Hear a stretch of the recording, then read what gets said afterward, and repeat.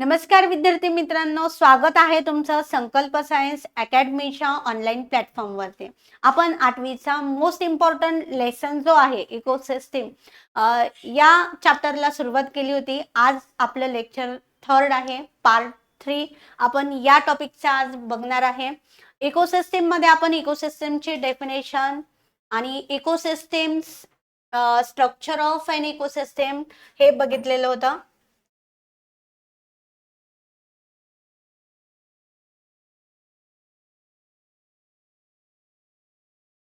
तर आज आपण नेक्स्ट पार्ट बघणार आहे, diminishment of the ecosystem due to interference of the human activity. हा पार्ट आपण आज डिस्कस करणार आहे. आज या लेसनचा जो लास्ट पार्ट राहिलेला होता, diminishment of the ecosystem due to human interference. त्या ह्यूमन इंटरफरन्समुळे ज्या इकोसिस्टीम आहेत त्या डिस्ट्रॉय होत चाललेल्या आहेत. हा पार्ट आपल्याला आजच्या लेक्चरमध्ये बघायचा आहे. Many humans activity have side effect on function of ecosystem and causes their diminishment. Example, mining and excessive cutting of tree.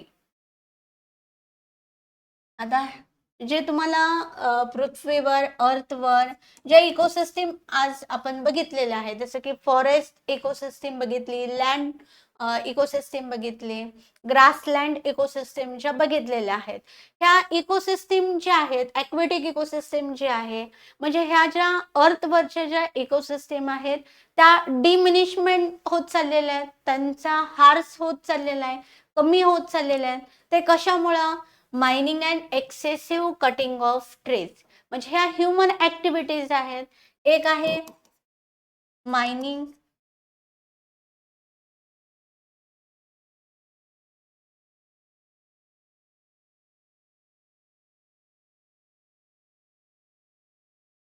आणि दुसरं आहे डिफॉरेस्टेशन.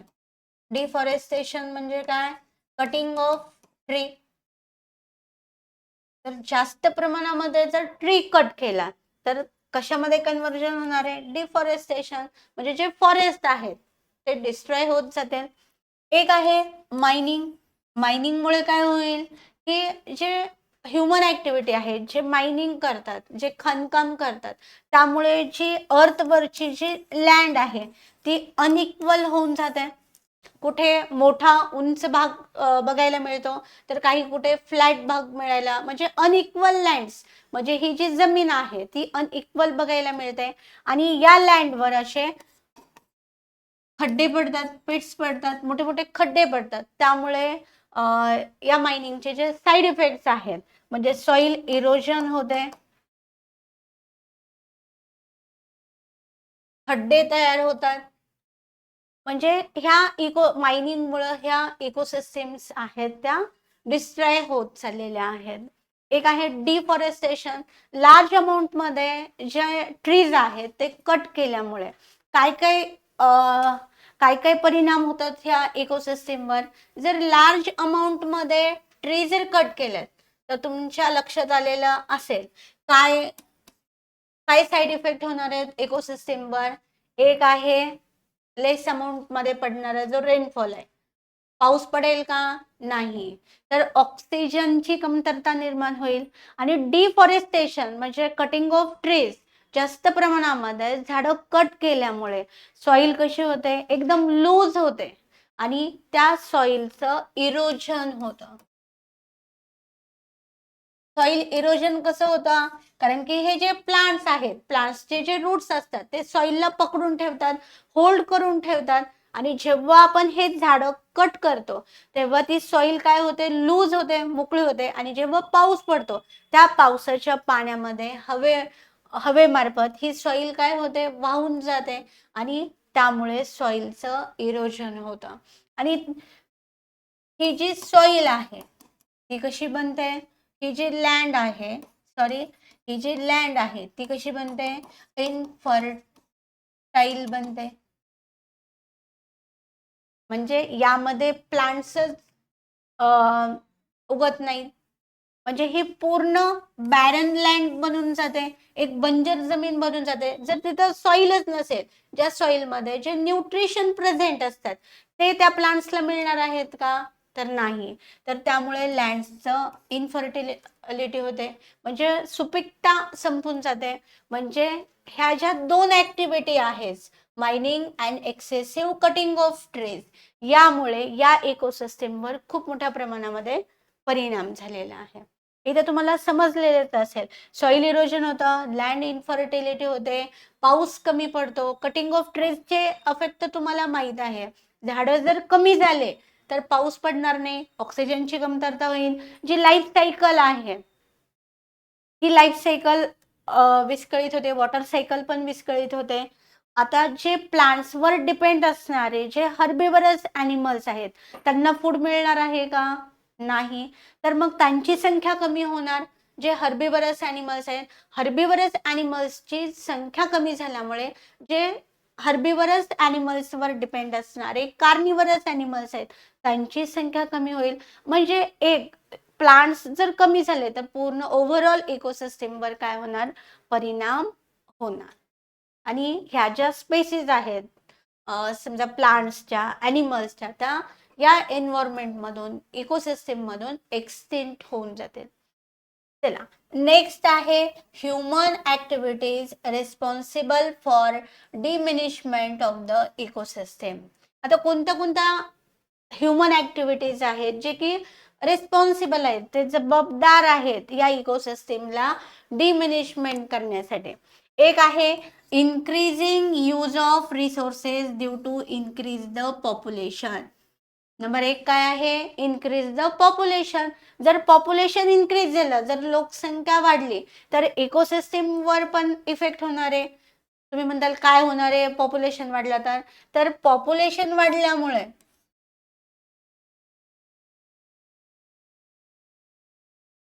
जे लँड्सवर ट्रीज आहेत ते काय होतील? कट होतील. कारण की प्रत्येकाला घर पाहिजे आणि घर कुठे बनवतात? लँडवर, जमिनीवर बनवतात. मग ती जमीन अवेलेबल पाहिजे. मग ते घर बांधण्यासाठी ह्या ट्रीज काय करतात? कट करतात आणि तिथं नवीन नवीन बिल्डिंग्स बनवतात.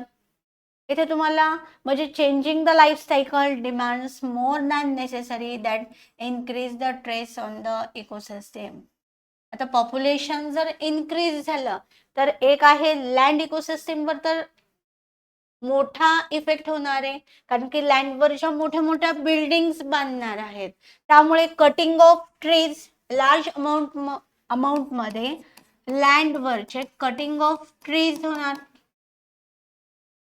झाडं जास्त प्रमाणामध्ये कट होणार आणि जास्त प्रमाणामध्ये झाडं कट केल्यामुळं त्यांचं सॉइल इरोजन होणार, वॉटर सायकल डिस्टर्ब होणार आणि त्या वॉटर ज्या ॲक्वेटिक इकोसिस्टीम्स आहे त्या पण डिस्टर्ब होणार. म्हणजे ह्या ज्या ॲक्टिव्हिटीज आहेत, इन्क्रीज द पॉप्युलेशनवर होणारे जे इफेक्ट्स आहेत. सेकंड आहे अर्बनायझेशन. अर्बनायझेशन म्हणजे काय? जे पीपल आहेत ते मूव्ह होतात from the village to city. म्हणजे जे विलेज मध्ये राहणारे जे पीपल आहेत, लोक आहेत, ते कुठे येतात? सिटीज मध्ये येतात आणि सिटीमध्ये त्यांचं पॉप्युलेशन होतं. मग ती लोकसंख्या वाढल्यामुळे तिथं त्यांना सेपरेट घर लागतं. मग परत त्यांना मग जे शेती असते त्याच्यावरच प्लॉटिंग होते आणि तिथं घर बांधले जातात. त्यामुळे फूडचं पण शॉर्टेज येऊन जातं. कारण की मोस्ट ऑफ द लोक शेती करतील का? ॲग्रिकल्चर करतील का? नाही. कारण की यांना इथं जे सिटीमध्ये आल्यानंतर रोजगार मिळतो, जे मोठ्या मोठ्या इंडस्ट्रीमध्ये ते काम करतात आणि शेती करणार नाहीत. आणि तिथं प्लॉटिंग होणार, नवीन नवीन घरं बांधणार आणि त्यामुळे हे जे सेकंड ऑप्शन आहे, सेकंड रिझन आहे अर्बनायझेशन, हे काय आहे? अफेक्ट करतंय इकोसिस्टीमला डिमिनिशमेंट करण्यासाठी. समजलंय? चला, industrialisation and traffic. Industrialisation and traffic. आता अर्बनायझेशन झाल्यामुळे ज्या सिटीजमध्ये मोठ्या मोठ्या जे लोकसंख्या आहे त्यांना रोजगार पाहिजे, मोठमोठ्या इंडस्ट्री उभा राहतात आणि या इंडस्ट्रीमध्ये लागणारं जे वॉटर आहे, लँड आहे, एअर आहे, हे सगळं लागतं आणि पॉप्युलेशन वाढल्यामुळे त्या सिटीजमध्ये ट्रॅफिक पण होते आणि ह्या सगळं मॅनेजमेंट करण्यासाठी, आता ही जी ट्रॅफिक मॅनेजमेंट करण्यासाठी जे मोठे मोठे रोड्स बनवले जातात ते फॉरेस्ट मधून बनवले जातात आणि ते फॉरेस्ट मधून रोड बनवल्यामुळे जे फॉरेस्ट इकोसिस्टीम आहे ती कमी होत चाललेली आहे, कारण की तिथले जे फॉरेस्ट मधले जे ॲनिमल्स आहेत ते कुठे जातील, कारण की तिथं त्या फॉरेस्ट मधले ट्रीज कट केले जातात आणि त्यामुळे तिथले ॲनिमल्स एक्सटिंक्ट व्हायला लागतात, ते रस्त्यावर येतात आणि या ट्रॅफिकमुळं ते ॲक्सिडेंट मधून मरतात. त्यामुळे हे जे ॲनिमल्स आहेत ते एक्सटिंक्ट होतात, म्हणजे या इकोसिस्टीमवर खूप परिणाम होतो. इंडस्ट्रियलायझेशन अँड ट्रॅफिक याचा एक फॉरेस्ट इकोसिस्टीमवर, एव्हरग्रीन फॉरेस्ट इकोसिस्टीमवर, लँड बायोम्सवर, ग्रासलँड बायोम्सवर या इकोसिस्टीमचा याचा परिणाम होतो. थर्ड आहे टुरिझम. आता टुरिझम म्हणजे काय, जे की पर्यटक आहेत. People visit the places mainly for the nature, watch, entertainment and visit to scare places. आता जे एंटरटेनमेंट आणि जे हिस्टॉरिकल प्लेसेस आहेत, जे स्केअर प्लेसेस आहेत, ते बघण्यासाठी जे पर्यटक येतात त्यामध्ये पण जे ग्रासलँड इकोसिस्टीम आहे, लँड इकोसिस्टीम आहे, ती डिमिनिशमेंट होते. कसं काय होते, कारण की हे जे पीपल्स आहेत तिथं एक गर्दी जमा करतात आणि जे छोटे छोटे ट्रीज आहेत, जे ग्रास आहे ते त्यांच्या पायाखाली येतात आणि जे नॅशनल पार्क आहेत, समजा ते पार्क, काही नॅशनल पार्क जे आहेत ते टुरिझम म्हणजे पर्यटक बघायला येतात, तर तिथले जे ॲनिमल्स आहेत ते स्केअर्ड होतात, ते घाबरतात आणि त्या ॲनिमल्सवर पण या टुरिझमचा परिणाम होतो. थर्ड आहे लार्ज डॅम. तुम्हाला तर माहित आहे लार्ज डॅम. लार्ज डॅम म्हणजे काय, धरण, जे मोठ्या मोठ्या नदींवर बांधले जातात. हे डॅम्स बांधण्यासाठी खूप मोठी लँड लागते, जास्तीत जास्त एकरमध्ये एरिया लागतो.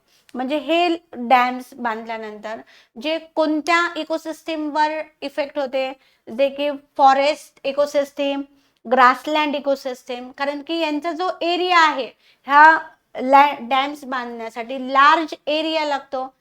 विलेज जातात, एक एक एकरचे, 2-3 एकरचे विलेजेस जातात की ह्या डॅम्स बांधण्यामध्ये आणि डॅम बांधल्यावर जे वॉटर स्टोअर करून ठेवलेलं जातं त्याच्यामध्ये पण 40-30 एकरचा एरिया त्या पाण्याखाली जातो. त्यामध्ये फॉरेस्ट इकोसिस्टीम येते, ग्रासलँड इकोसिस्टीम येते, लँड इकोसिस्टीम येते.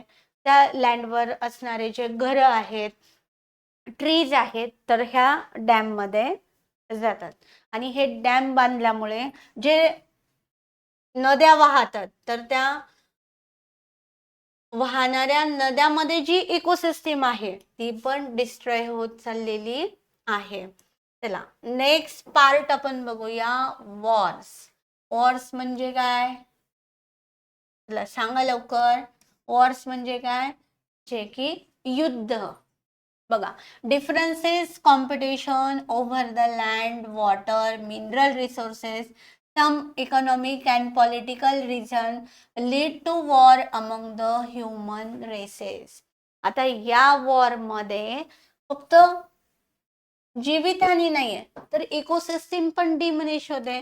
जेव्हा दोन देशाचे युद्ध होतात तर तिथली जी ग्रासलँड इकोसिस्टीम आहे, लँड इकोसिस्टीम आहे, याच्यामध्ये मोठे मोठे एक्सप्लोजन घडवले जातात, बॉम्ब टाकले जातात. त्यामुळे सॉइल इकोसिस्टीम जे सॉइल इनफर्टिलिटी होते, लँड इनफर्टिलिटी होते, त्यामधून प्लांट्स येत नाहीत. तर हे वॉर्स एवढे डेंजरस असतात. आता या वॉर्समुळे जे नॅचरल डिसेस्टर्स आहेत, जसे की earthquake, volcano, floods, drought, human interferences result in change and destruction of the ecosystem. तुम्हाला माहित आहे जे की हिरोशिमा आणि नागासाकी या देशावर जे ॲटॉमिक बॉम्ब टाकले होते, तिथली जी इकोसिस्टीम आहे ती पूर्ण डिस्ट्रॉय झालेली होती. तिथल्या ॲनिमल्सवर पण इफेक्ट झाला होता. जे ॲटॉमिक बॉम्ब्स या वॉरमध्ये यूज केले जातात ते वर्षानुवर्ष रेडिएशन तिथे राहतात. तिथली जी लँड आहे इनफर्टाईल होऊन जाते. त्यामध्ये प्लांट्स येत नाहीत, ॲग्रिकल्चर करता येत नाही, म्हणजे पूर्ण शॉर्टेज ऑफ फूड. हे पण जे ड्राफ्टमध्ये येतं, फ्लड्स येतात, व्होल्कॅनो येतात, यामुळे वॉर्सचा पण इफेक्ट ह्या इकोसिस्टीमवर पडतो. तर आय होप तुम्हाला हा पूर्ण लेसन इकोसिस्टीम समजलेला असेल. तर आपण लेट्स रिकॉल करूया की या इकोसिस्टीम मध्ये आपण काय काय बघितलं.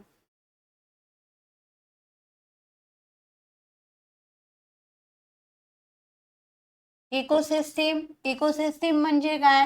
The biotic factor and abiotic factor interaction between the biotic factor आणि abiotic factors is called as the ecosystem. Biotic factor आणि अबायोटिक फॅक्टर्स बघितले. Biotic factors means living thing आणि non biotic factors means non living things. या ecosystem मध्ये परत types पडतात. ते आपण सायकलद्वारे बघितलेली आहे. अबायोटिक फॅक्टर आणि बायोटिक फॅक्टर. या बायोटिक फॅक्टर्स मध्ये कोण येतात? जे की प्लांट्स येतात. आणि अबायोटिक फॅक्टर मध्ये सनलाइट येते, वॉटर येते, सॉइल, एअर हे प्रेझेंट असतात. आणि प्लांट्सवर डिपेंड असणारे हे हर्बिवरस ॲनिमल्स आहेत. हर्बिवरस ॲनिमल्सवर डिपेंड असणारे कार्निवरस ॲनिमल्स आहेत. या कार्निवरस ॲनिमल्स जे डेड झाल्यानंतर डिकम्पोजर्स काय करतात? त्यांचं कन्व्हर्जन ह्या इनऑर्गॅनिक सबस्टन्स मध्ये करतात. म्हणजे हे इंटरॅक्शन बिटवीन द बायोटिक आणि अबायोटिक फॅक्टर्स आपण इथं बघितलेलं आहे. त्यानंतर लँड बायोम्स बघितलं आपण. लँड बायोम्स म्हणजे काय?